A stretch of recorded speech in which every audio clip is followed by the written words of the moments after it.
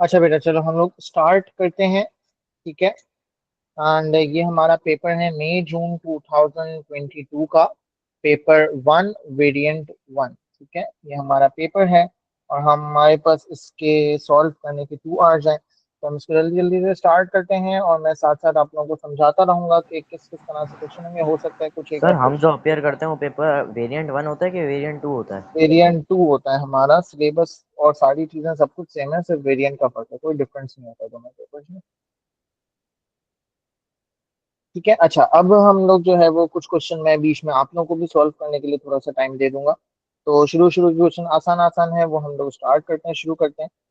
सबसे पहले यहाँ पे ये बोल रहा है कि right down the value of the 5 in the number 253624। अब हम अगर इसको देखें तो ये होता है यूनिट लास्ट वाला, उसके बाद होता है 10, फिर होता है 1000, फिर होता है 10,000। ठीक है। और ये होता है हमारे पास, सॉरी 10, ये हो गया 100, फिर हो गया 1000, और उसके बाद वाला हो गया 10,000। ठीक है। तो अगर मुझे 5 की प्लेस लिखनी है कि 5 की वैल्यू यहाँ पे क्या बन रही है, तो 5 अपनी पोजीशन के हिसाब से क्या रिप्रेजेंट कर रहा है बेटा? 50,000 रिप्रेजेंट कर रहा है, क्योंकि 5 जो है वो 10,000 वाली पोजीशन पे है। तो 5 की वैल्यू क्या बन गई बेटा? 50,000 बन गई। ठीक है। यूनिट 10, 100,000, 10,000 और उसके बाद 100,000। तो ये पार्ट बी में बोल रहा है the crowd at sports event is exactly 3587, write this number correct to the nearest 10।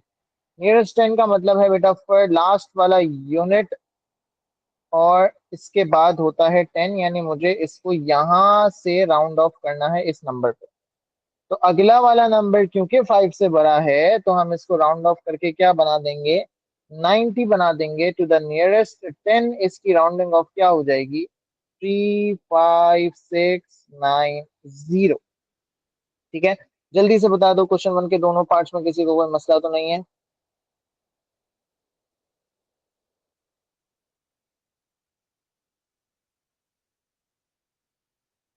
ठीक है, ये पेपर वन है बेटा जैनब। क्वेश्चन नंबर टू में बोल रहा है write down the number of lines of symmetry of this diagram. Line of symmetry का मतलब क्या होता है कि आप अपनी डायग्राम में कोई भी ऐसी लाइन ढूंढो जिस लाइन के ऊपर आपका शेप पूरा पूरा ओवरलैप हो जाए। ठीक है, यानी अगर मैं एक पेज की बात करूं, तो पेज को अगर मैं बीच में से फोल्ड करूं, तो वो पूरा पूरा ओवरलैप होना चाहिए। ऐसी लाइन को बोलते हैं लाइन ऑफ सिमेट्री। तो अगर मैं इस डायग्राम को देखूं तो मुझे सिर्फ एक ही लाइन ऐसी नजर आ रही है जो इस शेप को पूरा पूरा ओवरलैप कर सकती है। तो there is only one line of symmetry of this diagram. ठीक है। पार्ट बी में इसने मुझे एक जो है वो कितने साइड का शेप है? 6 साइड शेप हेक्सागोन बना के दिया हुआ है। Write down the order of rotational symmetry of this diagram. Rotational symmetry क्या होती है बेटा? Rotational symmetry, rotational symmetry sign को बोलते हैं कि अगर मैं इस शेप को 360 डिग्रीज पे रोटेट करूंगा, अगर मैं इस शेप को 360 डिग्रीज पे रोटेट करता हूं, तो यही एग्जैक्टली सेम शेप मुझे कितनी दफा बनती हुई नजर आएगी? ये कहलाता है ऑर्डर ऑफ रोटेशनल सिमेट्री। अगर ऑर्डर ऑफ रोटेशनल सिमेट्री 3 है, इसका मतलब कि 360 पे रोटेट होते हुए ये 3 दफा सेम शेप बन के आएगी। किसी भी शेप का minimum order of rotational symmetry क्या होता है? 1 होता है। क्यों? क्योंकि जब मैं 360 पे इसको रोटेट करूंगा, तो जब ये पूरा पूरा ओरिजिनल शेप बन के वापस आएगा, जब ये पूरा पूरा ओरिजिनल शेप बन के अपनी ओरिजिनल पोजीशन पे आ जाएगा, तो वापस सेम शेप बन जाएगी। तो मिनिमम ऑर्डर 1 होता है। अब यहाँ पे इसने मुझे बोला है कि इसका बताना है ऑर्डर ऑफ रोटेशनल सिमेट्री, और यहाँ पे इसने ये 2 लाइंस भी बीच में बना के दी हैं। अब हम क्या करते हैं, हम इसको अगर थोड़ा सा इमेजिनेशन करें, तो बेटा अगर मैं इसको यहां से रोटेट करना शुरू करता हूं, तो जब ये 90 डिग्री पे रोटेट हो जाएगा, तो ये वाली जो लाइन है कौन सी वाली बेटा? ये वाली जो लाइन है, ये जो वर्टिकल लाइन बनी हुई है, जब ये 90 डिग्री पे रोटेट होगी तो ये क्या बस कैसी बन जाएगी, ऐसी बन जाएगी। ठीक है। और मेरा शेप जो है 90 डिग्री पे रोटेट होने के बाद कुछ इस तरह से नजर आएगा। यस और नो? 90 डिग्री पे रोटेट होने के बाद ये शेप जो है वो कुछ इस तरह से बनता हुआ नजर आएगा, राइट? तो 90 डिग्री पे रोटेट होने के बाद तो ये शेप जो है वो बन नहीं रही सेम। हाँ सर अब्दुल्ला बोलो। 90 डिग्री पे रोटेट होने के बाद तो ये सर शेप हमें सेम सिर्फ नहीं शेप बन का रही। देखना था या अंदर के एक्सिस का भी देखना था? एक्सिस को भी पूरा शेप, रोटेशनल लिमिट बतानी थी। पूरा शेप, पूरा शेप बेटा जब रोटेट होगा तो नीचे का एक्स भी अंदर का रोटेट ये होगा ना। सिर्फ मैं बोल रहा हूँ, हमें सिर्फ शेप को रोटेशनल लिमिट बतानी थी या उसको उसके अंदर जो क्रॉस है उसको मिला के बतानी थी? उसको मिला के बताएंगे ना, पूरे शेप में क्रॉस भी इंक्लूडेड है। ठीक है। सही है, तो जब क्रॉस 90 डिग्री पे रोटेट होगा तब तो वो ऐसा ही वापस बन जाएगा, क्रॉस के साथ तो कोई मसला नहीं है। शेप जो है वो ये वर्टिकल लाइन हॉरिजॉन्टल में शेप चेंज हो गई। फिर मैं दोबारा इसको 90 डिग्री पे रोटेट करूंगा, यानी टोटल 180 डिग्री पे जब ये रोटेट होगा तो ये वर्टिकल लाइन दोबारा अपनी ओरिजिनल पोजीशन पे चली जाएगी।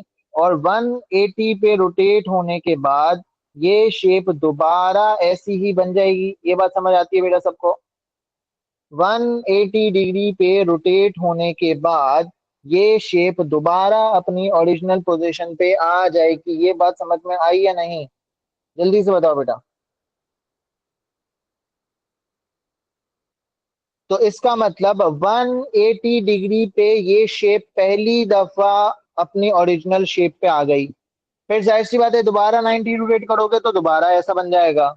फिर अगेन 360 तक जब इसका रोटेशन पूरा कंप्लीट होगा तब ये दूसरी दफा अपनी ओरिजिनल पोजीशन पे आएगी। तो the order of rotational symmetry of this diagram is actually 2। बात समझ में आई या नहीं? सर एक दफा वापस समझा दें, मैं बीच में आया था।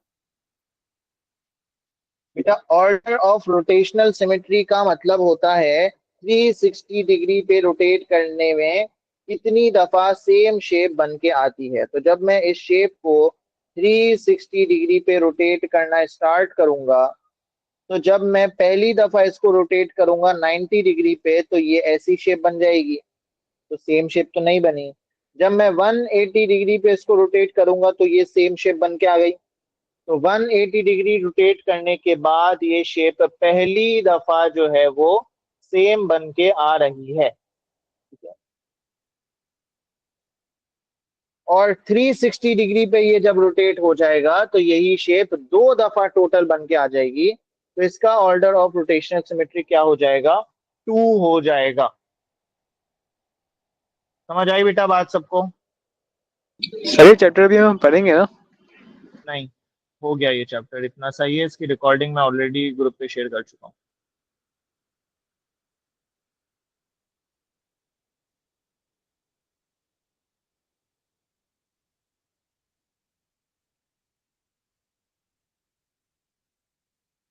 अच्छा, इसके बाद अगला क्वेश्चन आ रहा है हमारे पास, क्वेश्चन नंबर 3। और इसमें ये हमें क्या बोल रहा है?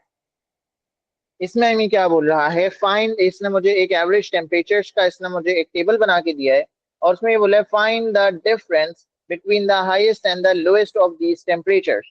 तो हाईएस्ट टेम्परेचर बेटा कौन सा है? यहाँ पे हाईएस्ट टेम्परेचर हमें नजर आ रहा है 20। और लोएस्ट टेम्परेचर कौन सा है बेटा? -12। So the difference between highest and the lowest, difference मतलब माइनस, तो ये माइनस माइनस प्लस हो गया। Difference between the highest and the lowest temperature is 32 degree. ठीक है। In February the average temperature in Yakutsk is 37 degree below the, जो भी ये लिखा हुआ है पता नहीं, 37 बिलो का मतलब है 37 कम। तो यहाँ पे हमारा जो है वो एवरेज टेम्परेचर फरवरी में क्या है बेटा? -8। फरवरी में एवरेज टेम्परेचर क्या है? -8। और यहाँ पे जिसका हमें फाइंड करना है वो इससे 37 बिलो है, मतलब 37 कम है। तो -37 इक्वल टू कितना आ गया बेटा? -45 इज द एवरेज टेम्परेचर। हाँ सही है, प्रोनाउंस करके बताना अगली क्लास में। ठीक है बेटा, 3 क्वेश्चंस का क्लियर हो गया सबको। क्वेश्चन 4 पे आते हैं। क्वेश्चन 4 में बोल रहा है 2 cubes have a total volume of 152 centimetre cube. अच्छा, एक क्यूब अगर होता है तो क्यूब कैसे शेप को बोलते हैं? क्यूब एक ऐसा शेप होता है जो स्क्वायर से बनता है। ठीक है, एक 3 डायमेंशनल फिगर जो स्क्वायर से बन रही होती है वो कहलाती है क्यूब, क्योंकि इसकी सारी साइड्स बराबर होती है। ठीक है, तो स्क्वायर की भी दोनों साइड्स बराबर होती हैं, इस तरह क्यूब की भी सारी साइड्स बराबर होती हैं। उसके सारे एंड्स पे क्या लगा हुआ होता है? स्क्वायर लगा हुआ होता है। ठीक है, अच्छा अब यहाँ पे वो बोल रहा है कि एक क्यूब जो है वो उसका एच 5 है, और वॉल्यूम का फॉर्मूला क्या होता है? क्यूब के वॉल्यूम का फॉर्मूला होता है लेंथ का क्यूब, मतलब सारी साइड्स को आपस में मल्टीप्लाई करते हैं, सारी साइड्स आपस में सेम है। तो इस क्यूब का जिसका एच 5 सेंटीमीटर है उसका वॉल्यूम कितना हो गया बेटा? 125। इसका वॉल्यूम कितना हो गया? 125। इसने 2 क्यूब्स बताए हैं, दोनों क्यूब्स का टोटल वॉल्यूम 152 है। तो जो दूसरा क्यूब है जिसका मुझे नहीं पता फिलहाल, उसका वॉल्यूम कितना होना चाहिए बेटा? 152 में से 125 माइनस करो, कितना आया? 27। यानी दूसरे क्यूब का वॉल्यूम इज 27। और दूसरे क्यूब का भी वॉल्यूम का फॉर्मूला क्या होगा बेटा? L cube, which is equal to 27। L is equals to cube root of 27, और 27 का क्यूब रूट हम सबको पता है कितना होता है बेटा? 3 सेंटीमीटर्स। यानी जो दूसरा क्यूब है उसका एज जो है वो 3 सेंटीमीटर होगा। जल्दी से बताओ बेटा, ये सबको समझ में आया या नहीं? क्वेश्चन 4 का पार्ट ए। 5 वाले का हमने पहले वॉल्यूम निकाल लिया, उसको टोटल में से माइनस कर दिया तो दूसरे का आ गया, फिर हमने उसका क्यूब रूट निकाल लिया तो हमें उसकी साइड पता चल गई। जल्दी बताओ, यस और नो, क्लियर है?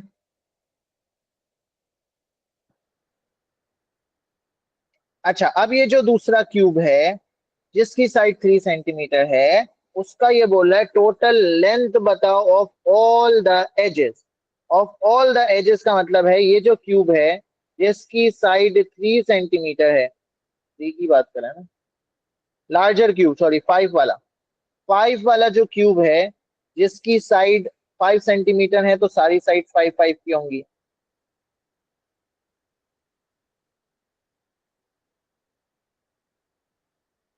और भी 2 साइड्स बचेंगी, ये पीछे वाली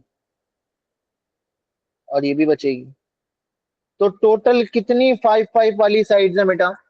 टोटल कितनी 5 5 वाली साइड्स हैं? एक, एक, दो, 3, 4 सामने वाली हो गई और 4 पीछे वाली हो गई। ठीक है, 4 सामने वाली, 4 पीछे वाली, ये टोटल कितनी हो गई? 8 हो गई।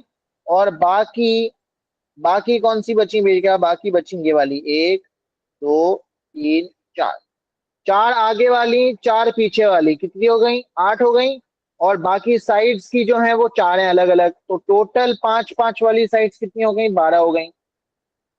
ठीक है, टोटल 5 5 वाली साइड्स कितनी हो गई बेटा? 12 हो गई। और एक साइड अगर 5 की है तो टोटल लेंथ हो गया इसका 60।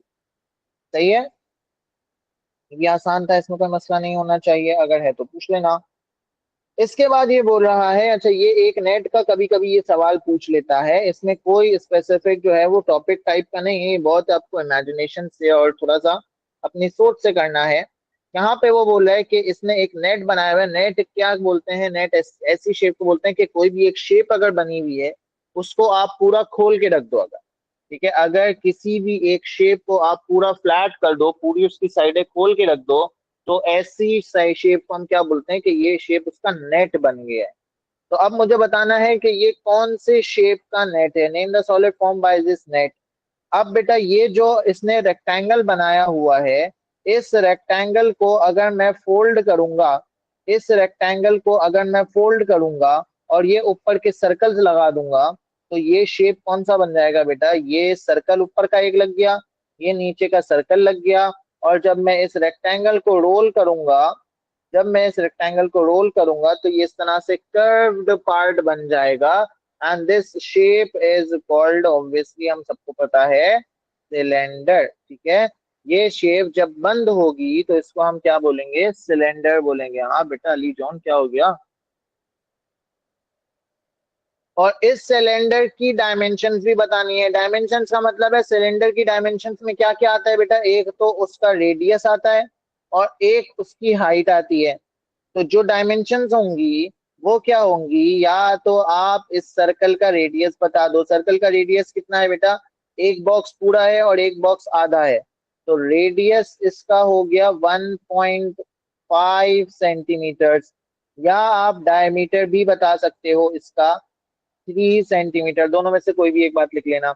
और इस सिलेंडर की जो हाइट होगी, जो वर्टिकल हाइट होगी, वो कितनी होगी बेटा, वो 6 बॉक्सेस पे बनी हुई है, तो रेस का हाइट इसकी हो गई 6 सेंटीमीटर। ठीक है,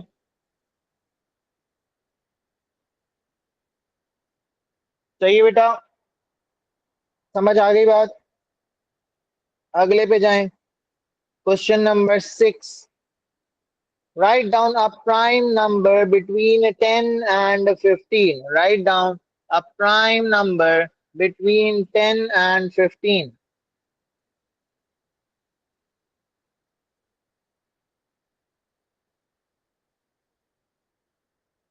बताओ, प्राइम नंबर बिटवीन 10 एंड 15 क्या होता है। हमें पता है 11 भी हो सकता है, 13 भी हो सकता है, दोनों में से कोई भी लिख दो। बी में बोल रहा है write down N irrational number between 10 and 15। बताओ, write down an irrational number between 10 and 15। सबसे पहले तो ये बताओ irrational number होता क्या है।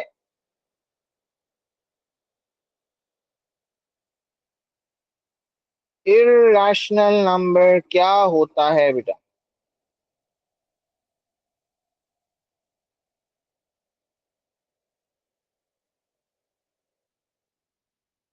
नहीं पता किसी को। व्हाट्स एन irrational number, जो रैशनल ना हो। बेटा irrational नंबर ऐसे नंबर को बोलते हैं, ऐसे नंबर को बोलते हैं जिसको हम फ्रैक्शन में नहीं लिख सकते।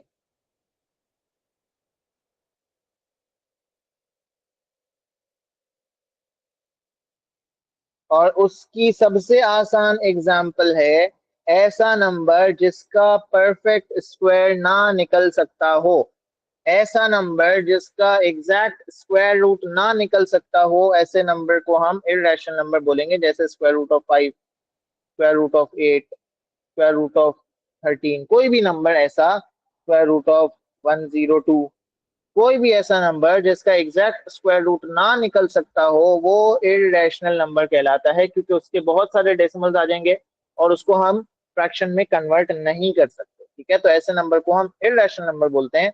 और अब मुझे ये बताना है कि ऐसा इररेशनल नंबर बताना है जो 10 और 15 के बीच में। अब 10 और 15 के बीच में इररेशनल नंबर क्या हो सकता है, अब ये निकालने का ये सवाल है ना, बहुत दफा उसने पूछा है, एक एक मार्क का सवाल ये उसने बहुत दफा पूछा है। दो नंबर्स के बीच का इररेशनल नंबर कैसे बताते हैं। आपको क्या करना है, दोनों नंबर्स को कर देना है स्क्वायर। 10 का स्क्वायर क्या होता है बेटा, 10 का स्क्वायर होता है 100, 15 का स्क्वायर क्या होता है 225। 10 का स्क्वायर क्या हो गया 100 हो गया, और 15 का स्क्वायर कितना हो गया 225। अब अगर मैं 100 का स्क्वायर रूट निकालूंगा तो क्या आएगा 10 आएगा, 225 का स्क्वायर रूट निकालूंगा तो क्या आएगा 15 आएगा। अगर मैं इन दोनों नंबर्स के बीच में किसी नंबर का स्क्वायर रूट निकालता हूं, यानी 105, 150, 200, 207, ऐसी रैंडमली लिख रहा हूं, 224, 100 और 225 के बीच में किसी भी नंबर का अगर हम स्क्वायर रूट निकालते हैं, that will be an irrational number. और जब आप उसको निकालोगे तो आप कैलकुलेटर में भी चेक कर लो, वो नंबर 10 और 15 के बीच में होगा। जल्दी से बेटा बताओ सबको ये वाली बात समझ में आई या नहीं इरेशनल नंबर की।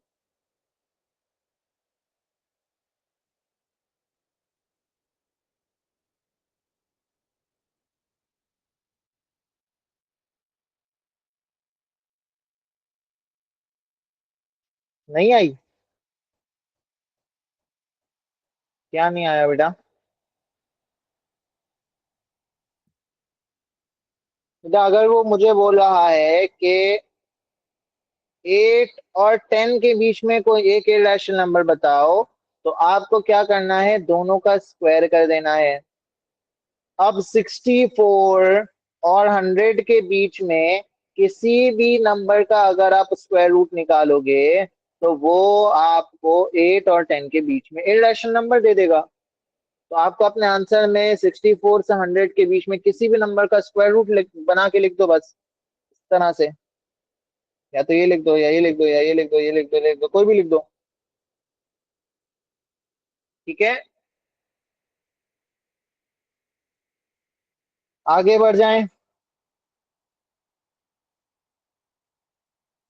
हाँ हम सब बोलो, जल्दी बोलो। सर लेकिन उसमें बोला तो 10 से लेकर 15 के बीच में बोला ना उसने। क्या? क्वेश्चन में लिखा है बिटवीन 10 to 15 वाले में, तो ये फिर 105 150 कैसे? बेटा स्क्वायर रूट निकालो, मैंने 105 थोड़ी लिखा है, मैंने स्क्वायर रूट ऑफ 105 लिखा है। स्क्वायर रूट ऑफ 105 देखो कितना आता है।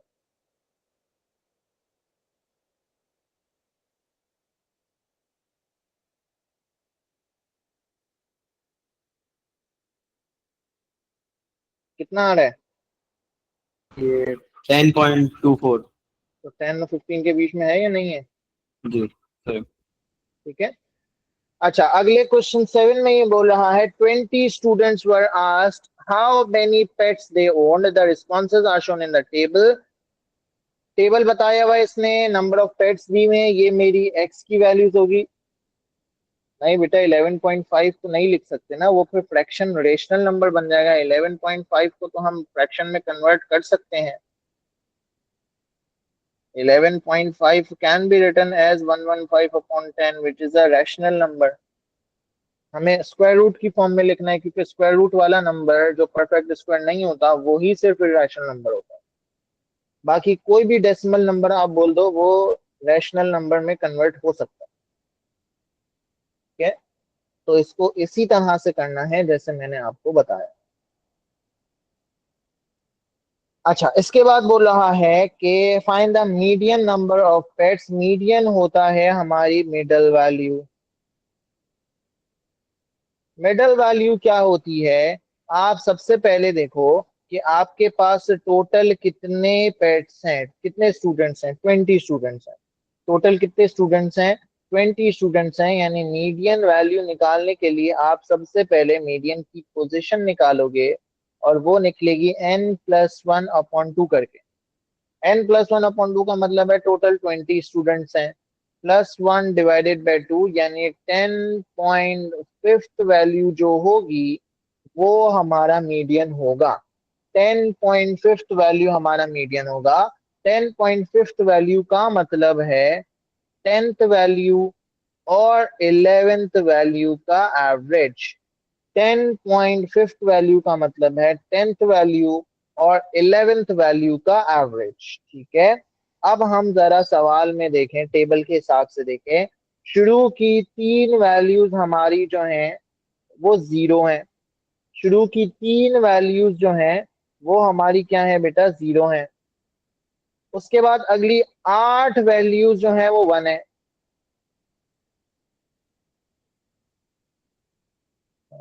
6 7। तो अगर मैं काउंट करूं कि भाई 10th वैल्यू और 11th वैल्यू कौन सी बनती है, तो जरा चेक करो। 10th वैल्यू कौन सी बनेगी बेटा, 1 2 3 4 5 6 7 8 9 10। 10th वैल्यू ये बनेगी, 11th वैल्यू भी यही बनेगी। तो क्योंकि दोनों वैल्यूज सेम है तो आपका मीडियन क्या होगा बेटा, यही होगा 1।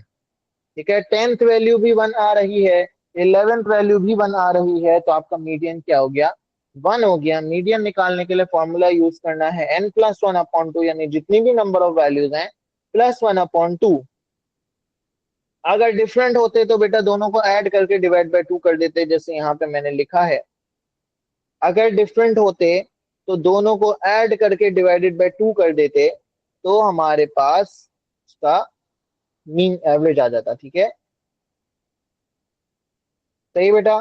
टोटल फ्रीक्वेंसी जो भी है डिवाइडेड एन प्लस 1/2 करना है, तो मीडियन की पोजीशन आ जाएगी। फिर आप देख लेना अपने टेबल में जाके काउंट करके कि वो कौन सी वैल्यू बन रही है, तो आपका मीडियन आ जाएगा। अगले पार्ट में बोल रहा है मीन। मीन कैसे निकालते हैं टेबल से? मीन कैसे निकालते हैं इस टेबल से बेटा? बहुत आसान है। आपको एक्स की वैल्यूज को मल्टीप्लाई करना है उसकी रिस्पेक्टिव फ्रीक्वेंसी से। आपको एक्स को मल्टीप्लाई करना है उसकी रिस्पेक्टिव फ्रीक्वेंसी से। यानी 0 मल्टीप्लाई बाय 3 कितना हुआ बेटा? 0। 1 मल्टीप्लाई बाय 8 कितना हुआ? 8। 2 मल्टीप्लाई बाय 3 कितना हुआ? 6। अच्छा, मैं अक्सर बच्चों को देखता हूँ और बच्चे करते हैं बिल्कुल ये गलती, 0 मल्टीप्लाई बाय 3 को 3 लिख देते हैं। बेटा अल्लाह के वास्ते ऐसी गलती मत करना। ठीक है, 0 मल्टीप्लाई बाय 3 0 होता है, 3 नहीं होता। ये जनरली बता रहा हूँ, ऑनेस्टली मैंने बच्चों को देखा है ये गलती करते हुए। सही है, तो जरा दिमाग खोल के पेपर सॉल्व करना। अच्छा, 3 मल्टीप्लाई बाय 4 ये हो गया 12। 4 मल्टीप्लाई बाय 0, अगेन 0 लिखना है, 4 नहीं लिखना। हाँ बेटा मुझे पता है ऐसे बहुत बच्चे हैं। और 5 मल्टीप्लाई बाय 2 कितना हो गया? 10 हो गया। 8 प्लस 6 हो गया 14। 14 प्लस 12 हो गया बेटा 20। ये है ना टोटल फ्रीक्वेंसी दी हुई है उसने 20। अगर नहीं दी होती तो मैं इन सारी फ्रीक्वेंसीज को ऐड कर देता तो भी 20 बन जाता। ठीक है, अच्छा ऐड करो। 8 प्लस 6 14, 14 प्लस 12 26 प्लस 10 36 आपके पास टोटल आ गया। डिवाइड करना है टोटल फ्रीक्वेंसी से, तो 36 डिवाइडेड बाय 20 कितना होता है? इसको हम सिंप्लीफाई करेंगे। पेपर 1 का सवाल है, कैलकुलेटर यूज नहीं करना। 10 18 और 18 डिवाइड बाय 10 मीडियन आ गया 1.8। ठीक है, 9/5 भी लिख सकते हैं, कोई मसला नहीं है। ठीक है बेटा, जल्दी से बता दो यहां तक किसी को कोई मसला तो नहीं है क्वेश्चन नंबर 7 तक? जल्दी जल्दी बोलो।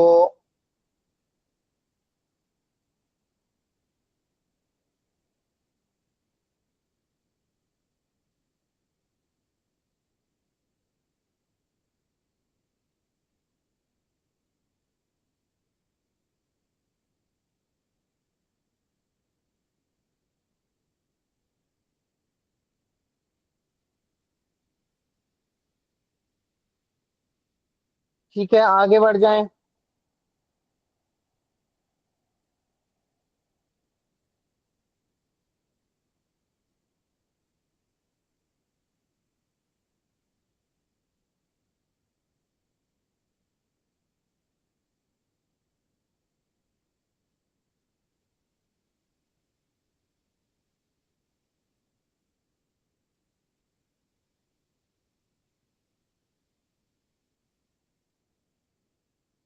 चलो इसके बाद क्वेश्चन नंबर 8, बहुत आसान।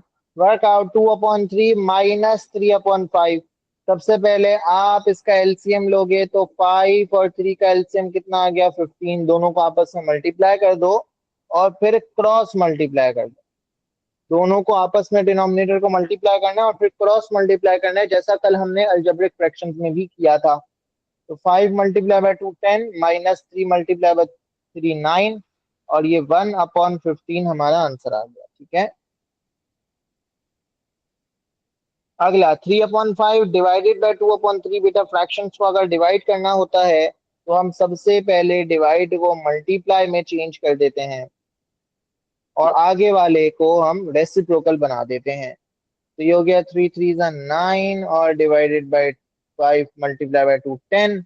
इसको 9/10 भी लिख दो, कोई मसला नहीं है। 0.9 भी लिख दो तो भी कोई मसला नहीं है। सही है बेटा, नेक्स्ट पे आते हैं क्वेश्चन नंबर 9, जो आसान आसान सवाल है, मैं जल्दी जल्दी वो कर रहा हूँ, गुजार रहा हूँ। Right these lengths in the order of the size starting with the smallest. बेटा ऑर्डर देखने के लिए सबसे पहले आप इन सारी वैल्यूज को एक यूनिट पे लेके आओगे, एक मेजरमेंट पे लेके आओगे। वो आपकी मर्जी है जिस पे भी लेके आना है, ठीक है, आपकी मर्जी है जिस पे भी लेके आ जाओ। मैं एक काम करता हूँ, मैं इसको किलोमीटर्स पे ले आता हूँ। चलो किलोमीटर्स पे लेके आऊंगा तो, या एक काम करते हैं सेंटीमीटर्स पे ले आते हैं, वो भी ज्यादा आसान है।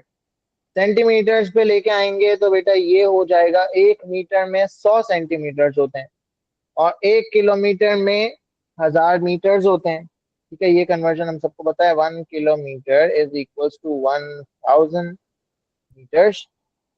1 metre is equals to 100 centimetres.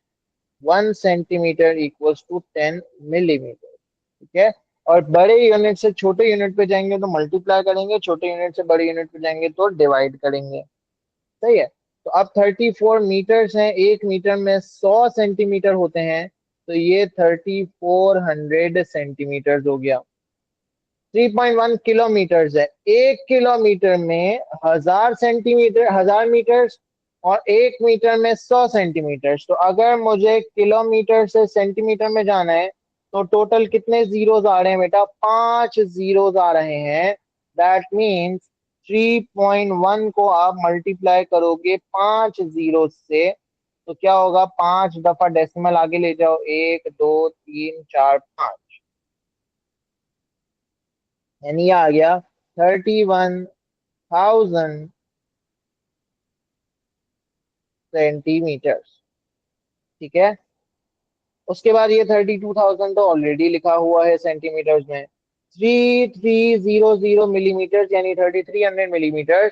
1 centimetre में 10 मिलीमीटर होते हैं। हमें मिलीमीटर से सेंटीमीटर में जाना है, छोटे यूनिट से बड़े यूनिट में जाना है। डिवाइड करेंगे, किस से डिवाइड करेंगे? 10 से डिवाइड करेंगे, तो 3300 डिवाइडेड बाई 10 बेटा, एक जीरो कट जाएगा और ये आ जाएगा 330 सेंटीमीटर।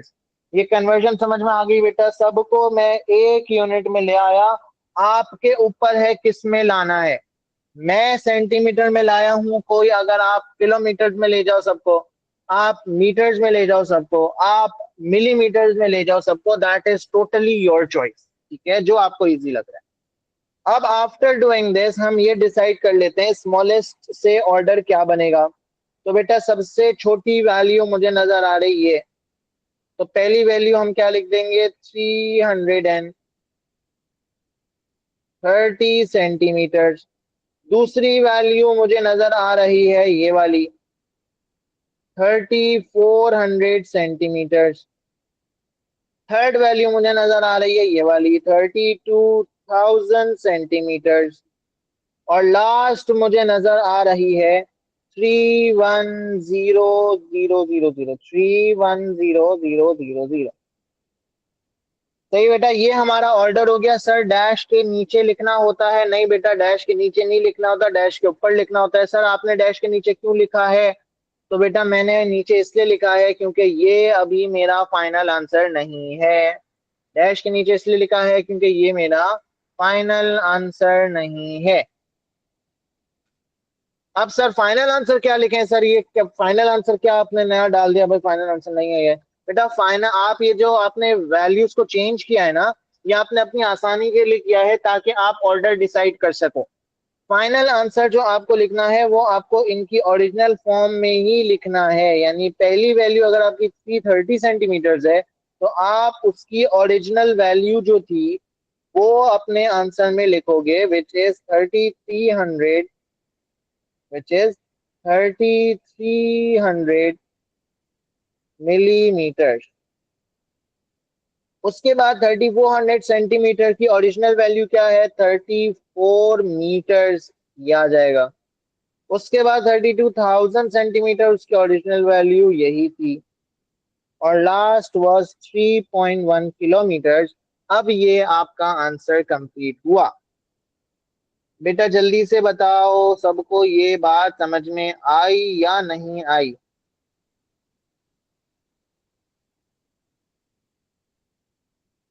किसी को भी इसमें कोई मसला है तो जल्दी से पूछ लो।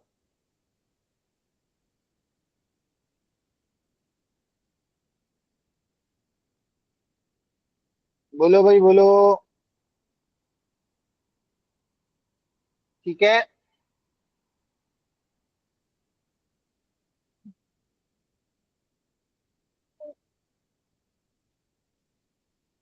नहीं डालना बेटा, किसी बोले से क्वेश्चन डालो भी, खाली जगह क्वेश्चन डालना है। क्वेश्चन डालो, थोड़ी सी जगह अपने हिसाब से छोड़ो ना, ये तो खाली जगह। नहीं तो मैंने ऐसे कैसे छोड़ दिया, और भी मांग रहा जगह जगह छोड़ की जगह। मैं तो पूछी तो ये क्यों पेस्ट करिए आप, सिर्फ स्पेस दो। मैम आपसे इतना जरूरी नहीं स्पेस दो, यहाँ पे और मैं तो नया क्वेश्चन डालूं। अगर आगे बढ़ जाए। अच्छा, इसके बाद ये बोल रहा है क्वेश्चन नंबर 10। अच्छा, ये आ गया स्कैटर डायग्राम का सवाल। इसने मुझे जो है वो कुछ वैल्यूज ऑलरेडी दी हुई हैं, इसमें इनपुट करी हुई हैं, कुछ वैल्यूज मुझे खुद डालनी है। ठीक है, तो जो वैल्यूज नहीं है वो मैं इसको जो है वो ग्राफ पे प्लॉट कर देता हूँ। 2 के ऊपर 480, x इक्वल्स टू 2 के ऊपर 480 लगाना है। तो x इक्वल्स टू 2 के ऊपर 480। अच्छा, सबसे पहले तो यहाँ पे आप ये देखना कि एक बॉक्स कितना रिप्रेजेंट कर रहा है। टोटल कितने नंबर्स है बेटा, 100 वैल्यूज का डिफरेंस है और 10 बॉक्सेस हैं। तो एक बॉक्स 10 यूनिट्स रिप्रेजेंट कर रहा है, एक बॉक्स 10 यूनिट्स रिप्रेजेंट कर रहा है। तो मुझे अगर 480 पे जाना है तो 410, 20, 30, 40, 50, 60, 70, 80, ये 480 आ जाएगा यहाँ। सही भाई, ये मैं इसके बाद ये मिटा। उसके बाद अगली वैल्यू है मेरे पास 4.3 पे 20, 4.3 पे 270। अब 4.3 यहाँ पे आएगा, 4.3 आएगा, 4.1, 4.2, 4.3। इसके ऊपर मुझे लगाना है 270, यानी 270 होगा 7 बॉक्स उसके बाद ये रहा।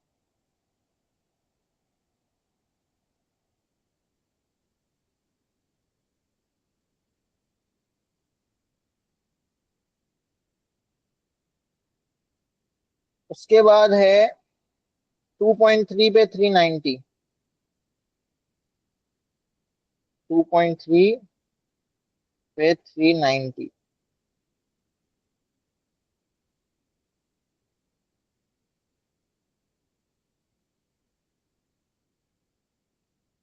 ये रहा।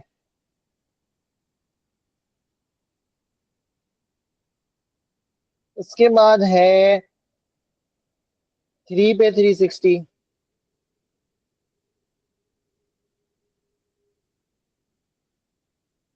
2, 3, 4, 5, 6,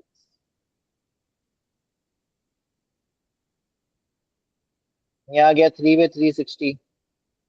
उसके बाद है 1 पे 530, 1 पे, अच्छा 1 पे 530 भाई, तो 1 तो ये रहा, 5, 10, 20, 30। ये हमने सारे पॉइंट्स को प्लॉट कर दिया। अब वो बोल रहा है complete the scatter diagram, what type of correlation is shown. Correlation बेटा कौन सी है, जब भी आपके पास पॉइंट्स इस तरह से प्लॉट हो रहे हो, नीचे से ऊपर की तरफ जा रहे हो, तो वो होती है पॉजिटिव कोरिलेशन। जब भी आपके पास पॉइंट्स नीचे की तरफ आ रहे हो तो वो होती है नेगेटिव कोरिलेशन। और जब आपके पास पॉइंट ऐसे ही बिल्कुल बिखरे हुए हो, ना ऊपर जा रहे हो ना नीचे जा रहे हो, तो उसको बोलते हैं नो कोरिलेशन या जीरो कोरिलेशन। ठीक है, तो यहाँ पे जो मेरी वैल्यूज हैं वो ऊपर से दो पॉइंट्स नीचे की तरफ आ रहे हैं, तो ये होगी मेरी नेगेटिव कोरिलेशन। ये बात समझ आ गई सबको, ये है हमारी नेगेटिव कोरिलेशन, क्योंकि पॉइंट्स ऊपर से नीचे की तरफ आ रहे हैं। सही है। On the scatter diagram draw the line of best fit. बेटा लाइन ऑफ बेस्ट फिट क्या होती है, मुझे इन पॉइंट से गुजारते हुए एक ऐसी लाइन बनानी है जो इन पॉइंट्स के बिल्कुल बीच बीच में से गुजर रही हो, और कोशिश करना है कि सारे पॉइंट्स लाइन के करीब करीब हो। कोशिश करना है कि सारे पॉइंट्स लाइन के करीब करीब हों। अच्छा, इसका एक एक तरीका तो आप ये ऑप्ट कर सकते हो, चेक कर सकते हो उससे अगर हो जाए तो, आप फर्स्ट और लास्ट पॉइंट्स को ज्वाइन कर दो। अगर इससे हो जाता है तो बहुत अच्छी बात है, वरना आप थोड़ा सा है वो लाइन को हिलाते रहना। सही है, पहले आपने क्या किया, फर्स्ट और लास्ट पॉइंट को ज्वाइन कर दिया, लेकिन ज्वाइन करने से मजा नहीं आ रहा। ये 2 पॉइंट्स लाइन के ऊपर आ रहे हैं और बाकी सारे पॉइंट लाइन के नीचे आ रहे हैं, तो ये मजा नहीं आ रहा। मैं क्या करता हूँ, मैं लाइन को थोड़ा सा और टिल्ट करता हूँ।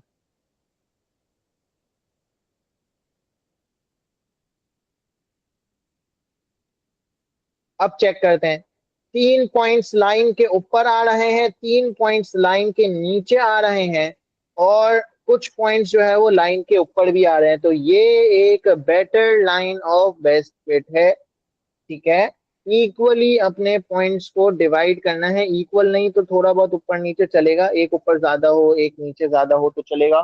कोई पॉइंट अगर लाइन के ऊपर भी आ जाए तो भी कोई मसला नहीं है, लेकिन आपको बस ये कोशिश करनी है कि लाइन के करीब करीब हो सारे पॉइंट्स, और ऐसा नहीं हो कि भाई सारे पॉइंट्स लाइन के ऊपर है सिर्फ 1-2 पॉइंट नीचे, ऐसा भी नहीं होना चाहिए। समझ आई बात बेटा? तो लाइन ऑफ बेस्ट फिट की कोई कैलकुलेशन नहीं है, it all depends on your judgement कि आप किस तरह से जो है वो लाइन ऑफ बेस्ट फिट बनाते हो। और जो आप लाइन ऑफ बेस्ट फिट बनाओगे उसी के अकॉर्डिंग वो आपको अगले पार्ट्स के मार्क्स देगा। कैसे देगा? Use your line of best fit to estimate the monthly rent for an apartment which is 4 kilometres from the city centre. 4 kilometre अगर, अच्छा इस लाइन को आपको एक्सटेंड भी करना है पूरा। अब 4 किलोमीटर अगर आपका जो डिस्टेंस है वो है 4 किलोमीटर अगर आपका डिस्टेंस है, तो आप 4 किलोमीटर से अपनी लाइन ऑफ बेस्ट फिट पे गए, और उसके बाद आपने चेक कर लिया कि आपके ग्राफ पे क्या वैल्यू आ रही थी।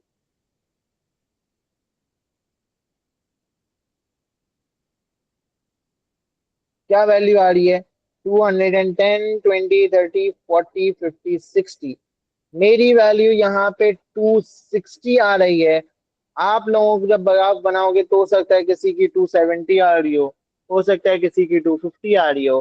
तो it all depends on your line कि आपकी लाइन कैसे बनी हुई है, उस हिसाब से जो है वो आप अपना आंसर लिखोगे। बेटा Zaid, line of best fit होता है आपके जो भी कोऑर्डिनेट्स मार्क हुए हैं उन कोऑर्डिनेट्स के बीच में से आपको इस तरह से एक लाइन बनानी है कि आपके सारे पॉइंट्स इक्वली डिवाइड हों। कुछ पॉइंट्स लाइन के ऊपर होंगे, कुछ पॉइंट्स लाइन के नीचे होंगे। इस लाइन को बोलते हैं लाइन ऑफ बेस्ट फिट। ठीक है, बस जो भी पॉइंट्स मार्क किए उनके बीच में से एक लाइन गुजार देंगे आप। ठीक है, इसके बाद अगले सवाल पे आते हैं। कितने क्वेश्चन है इस पेपर में, जरा टोटल हम देख लेते हैं।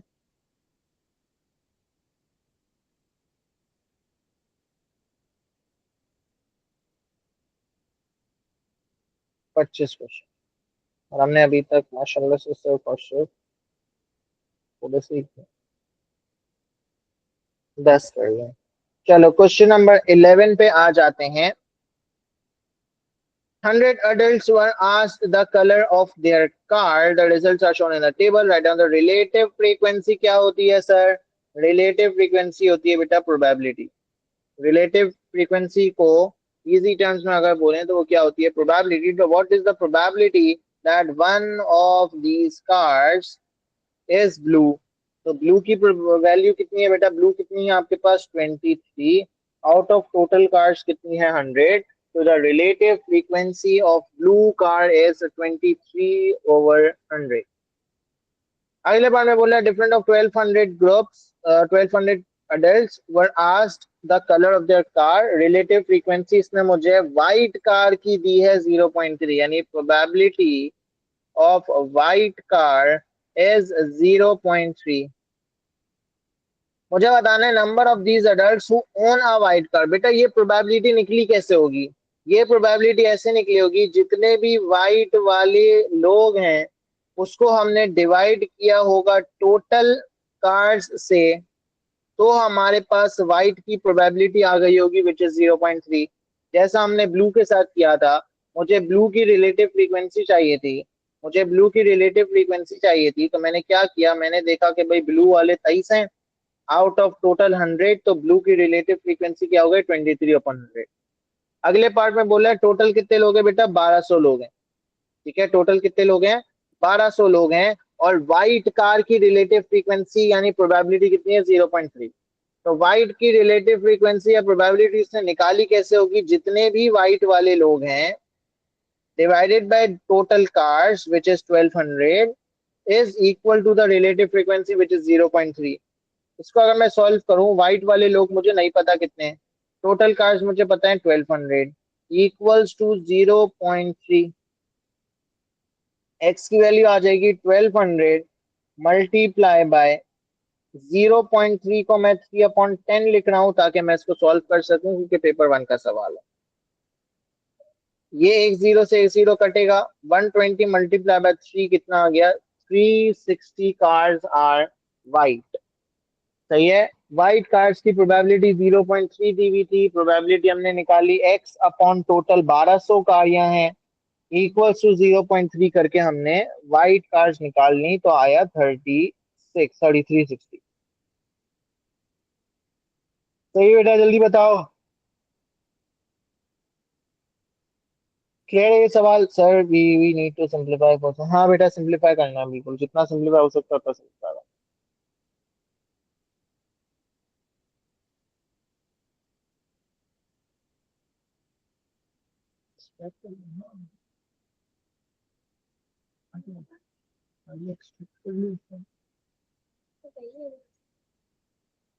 रिपीट मोर बिट, कौन सा सेकंड पार्ट।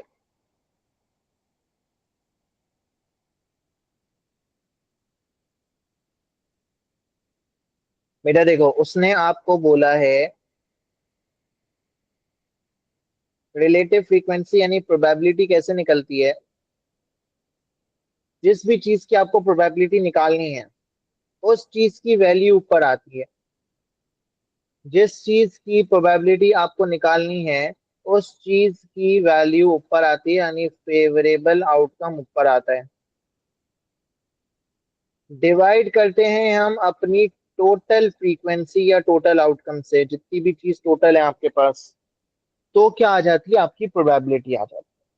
अब यहाँ सवाल में देखो, हमारे पास टोटल कितनी गाड़ियां हैं बेटा, 1200। टोटल कितनी कार्स हैं, 1200, यानी 1200 तो आएगा डिनोमिनेटर में। हमें निकालनी क्या है, हमें निकालनी है नंबर ऑफ वाइट कार्ड्स, जो हमें नहीं पता।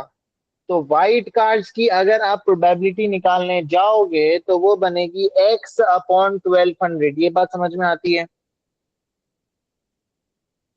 व्हाइट कार्ड्स की अगर प्रोबेबिलिटी निकालने जाओगे तो वो क्या बनेगी, x अपॉन 1200।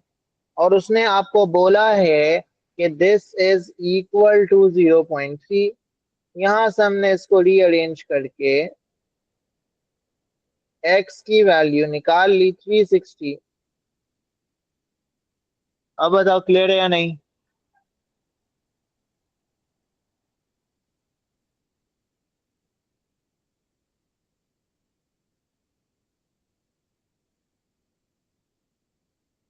क्या मसला है बेटा, अब क्या नहीं समझ आ रहा, पूछो।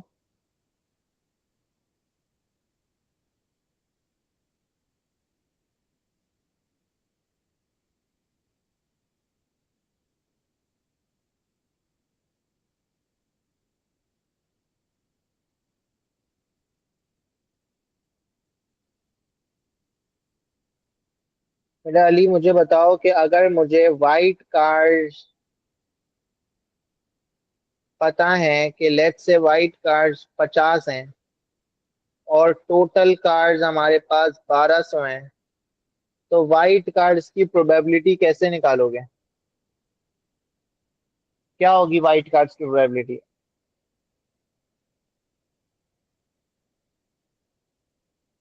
50/1200। तो यहाँ पे हमें क्या फाइंड करना है, हमें number of white cards find करनी है।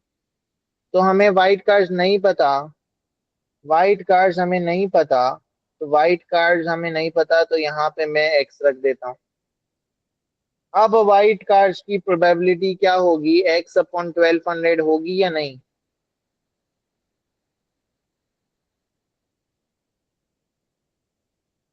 और वो प्रोबेबिलिटी उसने मुझे दी हुई है 0.3, तो इसको इक्वल टू 0.3 कर दिया, तो x की वैल्यू आ गई 360। बस यही तो किया, और क्या किया हमने।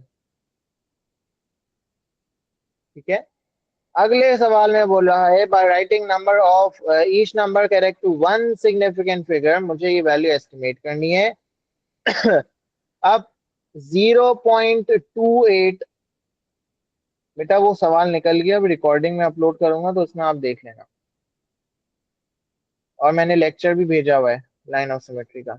0.28 एक नंबर है, अगर उसको मुझे वन सिग्निफिकेंट फिगर में लिखना है तो 0.28 का वन सिग्निफिकेंट फिगर क्या होगा, 0.3। इसी तरह 37.4 का वन सिग्निफिकेंट फिगर क्या होगा, 40। वन सिग्निफिकेंट फिगर का मतलब है सिर्फ एक नॉन जीरो डिजिट होना चाहिए, बाकी सब जीरो हो कोई मसला नहीं है। ठीक है, तो 37.4 का वन सिग्निफिकेंट फिगर क्या हो गया, 40 हो गया। 0.28 का क्या हो गया, 0.3 हो गया। और नीचे 77.8 का वन सिग्निफिकेंट फिगर क्या होगा, 77.8 किसके करीब है, 80 के करीब है, तो इसका वन सिग्निफिकेंट फिगर हो गया 80। अब हम इसको सिंप्लीफाई करते हैं, जीरो से जीरो काट देते हैं। 0.3 मल्टीप्लाई बाय 4/8, बहुत आसान हो गया अब तो ये। 4 1 जा 4 2 जा 8। 0.3 डिवाइडेड बाय 2 कितना होना चाहिए बेटा, 0.15। सही है, सारे नंबर्स को वन सिग्निफिकेंट फिगर पे लिख के सिंप्लीफाई कर दिया तो हमारे पास इसका आंसर आ गया। ठीक है, next question number 3, algebra. Expand and simplify बहुत आसान है, दो ब्रैकेट्स को मल्टीप्लाई कैसे करते हैं बेटा, पहले आप पहली वाली वैल्यू लोगे, उसको दूसरे पूरे ब्रैकेट से मल्टीप्लाई कर दोगे, फिर दूसरी वाली वैल्यू लोगे, उसको पूरे दूसरे ब्रैकेट से मल्टीप्लाई कर दोगे। ये हो गया x square minus 4x plus 3x minus 12। X square minus 4x plus 3x हो गया -1x माइनस 12। ये आ गया हमारा simplified answer.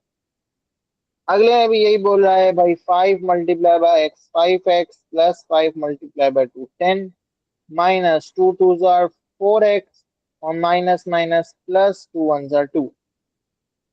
5x minus 4x 1x हो गया। 10 प्लस 2 कितना हो गया, 12 हो गया। तो इसका आंसर आ गया 1x प्लस 12। अच्छा बेटा, अपने आंसर्स को यहाँ लिखना मत भूलना, सारे आंसर्स को उसकी जगह पे लिखना लाजिम, और पेंसिल से कुछ भी ना करना। कोई भी पेयर वर्किंग या कोई भी जरूरी वर्किंग जो है वो पेंसिल से मत करना। ठीक है, अच्छा इसके बाद राइट एज सिंगल फ्रैक्शन, मैंने बताया था सिंगल फ्रैक्शन में कैसे करते हैं, पहले डिनोमिनेटर्स को आपस में मल्टीप्लाई कर दोगे और फिर क्रॉस में मल्टीप्लाई कर दोगे, तो 4b multiply by 9 plus 5b multiply by 3। 4 multiply by 9 ये हो गया 36b plus 15b upon 3 9s are 27।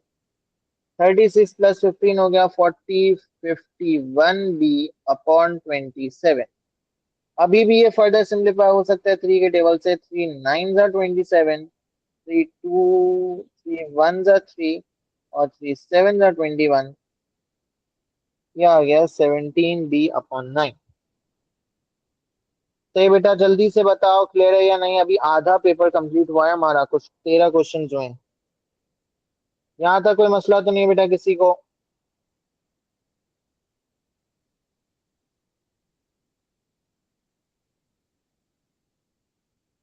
अगला क्वेश्चन नंबर 14, ये हमने पहले भी किया हुआ है। 0.00860 स्टैंडर्ड फॉर्म। स्टैंडर्ड फॉर्म उस फॉर्म को बोलते हैं जब एक डिजिट के बाद आपका डेसिमल लगा हो। बेटा पता नहीं, अभी देखते हैं। एक डिजिट के बाद आपका डेसिमल लगा, उसको स्टैंडर्ड फॉर्म बोलते हैं। यानी इसका अगर मुझे स्टैंडर्ड फॉर्म निकालना है तो इस डेसिमल को उठा के कहाँ लेके आना पड़ेगा, 8 के बाद लाना पड़ेगा, तो ये जाएगा 8.63। डेसिमल आगे मूव होता है तो पावर नेगेटिव में आती है, डेसिमल पीछे मूव होता है तो पावर पॉजिटिव में आती है। डेसिमल को मैं आगे लेके जा रहा हूँ तो पावर नेगेटिव में आएगी। कितना आगे ले जा रहा हूँ? 1 2 3 4 प्लेसेस आगे ले जा रहा हूँ। तो ये हो गया 8.63 मल्टीप्लाई बाय 10⁻⁻1। ठीक है। इसके बाद बोल रहा है write down the name of the desert the largest area. तो लार्जेस्ट एरिया में आप ये देखो कि कौन सी वाली वैल्यू में 10 की पावर सबसे ज्यादा है, that will be the largest value. ठीक है। तो कौन सा है? 10⁻7 विच इज एंटार्क्टिका। तो एंटार्क्टिका का लार्जेस्ट एरिया है। Calculate the total area. Total का मतलब मुझे सम करना है, ऐड करना है। किसका? अरेबियन और कालाहारी डेजर्ट। अरेबियन का कितना है? 2.3 मल्टीप्लाई बाय 10⁻6। कालाहारी का है 9 मल्टीप्लाई बाय 10⁻5। अब दो स्टैंडर्ड फॉर्म वाले नंबर्स को ऐड किस तरह से करते हैं? हम सबसे छोटी वाली पावर को कॉमन निकाल लेते हैं। 10⁻5 है ना, तो हम 10⁻5 को अगर बाहर निकालेंगे तो ये क्या बनेगा? ये बचेगा 2.3 मल्टीप्लाई बाय 10⁻1 बचा इसके पास, और इसके पास कुछ भी नहीं बचा, सिर्फ 9 बचा। 2.3 मल्टीप्लाई बाय 10 कितना होता है? 23 प्लस 9, 10⁻5 बाहर। ये हो गया 23 प्लस 9 कितना होता है? 32 मल्टीप्लाई बाय 10⁻5। अब ये नंबर स्टैंडर्ड फॉर्म में नहीं है, हमें स्टैंडर्ड फॉर्म में लिखना है। इसका डेसिमल यहाँ लगा हुआ है, डेसिमल एक पॉइंट पीछे आएगा तो 10 की पावर 1 प्लस 1 हो जाएगी। तो इसका फाइनल आंसर आया 3.2 मल्टीप्लाई बाय 10⁻6। सही है बेटा।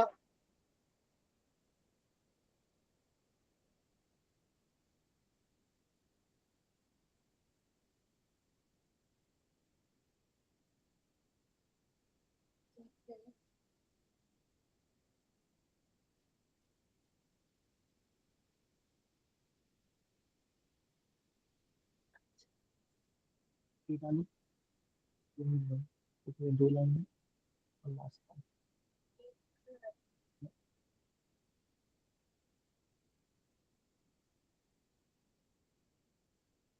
ठीक है बेटा, अगले पे जाते हैं। क्वेश्चन 15 में बोल रहा है इवेलुएट 7⁻³ डिवाइडेड बाय 7⁻⁻4। अब इंडाइसिस का रूल होता है कि अगर डिवाइड है बीच में तो हम पावर्स को सब्ट्रैक्ट कर देते हैं। तो ये जाएगा 7⁻³ और डिवाइड की वजह से एक माइनस आया और -4। तो ये बन गया 7⁻⁻1। इसका फाइनल आंसर आ गया। ठीक है।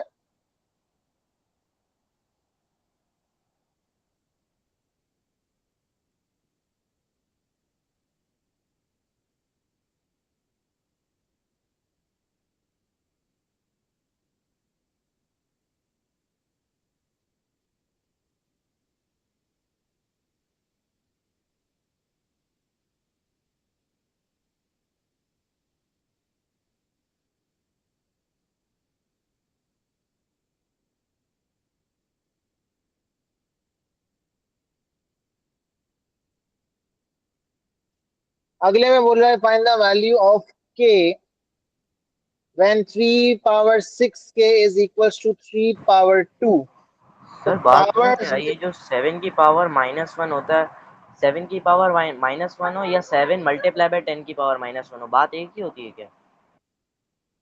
नहीं नहीं, 7 मल्टीप्लाई बाय 10⁻⁻1 तो 0.7 हो जाएगा, और 7⁻⁻1 का मतलब होता है 1/7। ठीक है। अलग अलग बात है।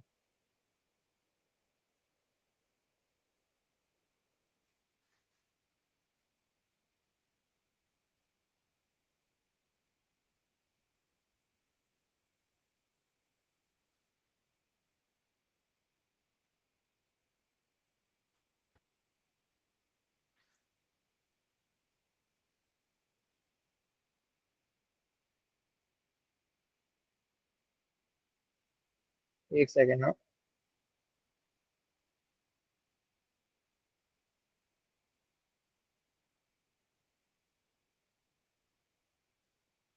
ठीक है भाई, अगला। सर ये 7 की पावर है, ये +1 नहीं होगी? -3 +4 +1 हो जाएगी, सही है। Sorry, my bad. 7a again क्यों भाई, पावर माइनस कर दी ना। अच्छा अच्छा, अब यही बता दो, ठीक है। अच्छा, इसके बाद बोल रहा है फाइंड द वैल्यू ऑफ के for which 3 power 6 multiply by के और इक्वल टू 3 पावर 2। अब देखा बेटा, ब्रैकेट के अंदर जब एक पावर लगी होती है और एक पावर ब्रैकेट के बाहर लगी होती है तो दोनों पावर्स आपस में मल्टीप्लाई हो जाती है। तो ये हो गया 3 पावर 6 के इक्वल टू 3 पावर 2, और दोनों तरफ क्योंकि 3 है और उसकी पावर लगी हुई है तो हम पावर्स को इक्वेट कर देते हैं। 6 के इक्वल टू 2, के की वैल्यू आ गई 2/6, सिंप्लीफाई करके लिख दिया 1/3। सही है, मसला तो नहीं है, ठीक है, क्लियर है। बस हम ये 15 क्वेश्चन तक ही रखेंगे आज, और उसके बाद हम इसको फिर बाद में ही रिज्यूम करेंगे, ठीक है। अच्छा, इसके बाद बोल रहा है ये, तो कुछ बोल रहे हैं, ठीक है, मसला है।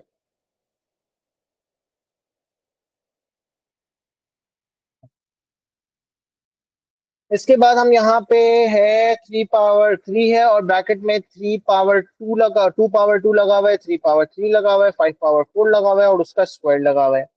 तो अब बेटा एक और इंडाइसिस का रूल होता है कि जो भी पावर है वो ब्रैकेट के अंदर सारी पावर्स पे अप्लाई होती है। तो पावर क्योंकि ब्रैकेट पे लगी हुई है तो ब्रैकेट पे जितनी भी चीजें हैं सब के ऊपर ये वाली पावर अप्लाई होगी।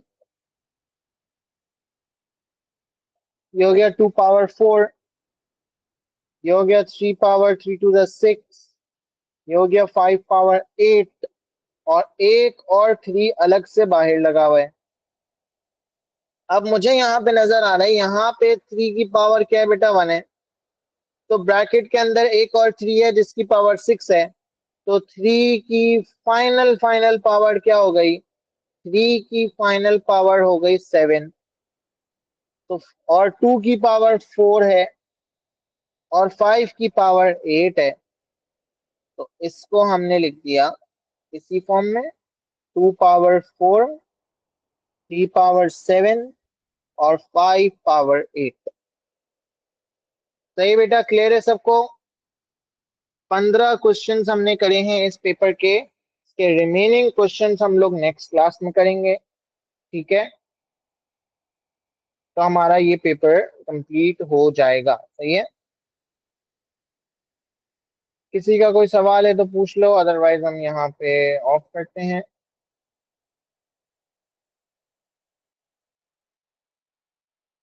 ठीक है, हाफिज।